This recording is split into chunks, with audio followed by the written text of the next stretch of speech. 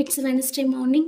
லஞ்சுக்கு சைவ மீன் பொரியல். மீன் பொரிக்கிற மாதிரியே பேஸ்ட்டெல்லாம் ரெடி பண்ணிவிட்டு இந்த வாழைக்காய் அதில் போட்டு மிக்ஸ் பண்ணிவிட்டு ஃப்ரிட்ஜில் ஒரு 1/2 hour மட்டும் வச்சுட்டு திரும்ப நம்ம மீன் பொரிக்கிற மாதிரி தோசைக்கல்லில் வச்சு ஃப்ரை பண்ணி எடுத்தோம்னா சூப்பராக ரெடி ஆயிரும். ரொம்பவே கிறிஸ்பியாகவும் ரொம்ப அந்த பேஸ்ட்டோடு சேர்ந்து சாப்பிடும்போது ரொம்ப சூப்பராக இருக்கும். அப்புறம் என்னோடய ஸ்டைலில் ரசம் செஞ்சுருந்தேன். ரசத்துக்கு கொத்தமல்லி இலைகள் தான் சேர்ப்பேன், வர கொத்தமல்லியை சேர்க்க மாட்டேன். கொஞ்சம் கருவேப்பிலை, கொஞ்சம் கொத்தமல்லி, அதோட 5 விரல்களும் பிடிக்கிற அளவுக்கு கொஞ்சம் சீரகம், கொஞ்சம் சோம்பு, கொஞ்சம் மிளகு, அதோடு சேர்த்து கொஞ்சமாக வெள்ளைப்பூடு, கொஞ்சம் தண்ணி சேர்த்து கொரன்னு அடைச்சி எடுத்து தனியாக வச்சுக்கலாம்.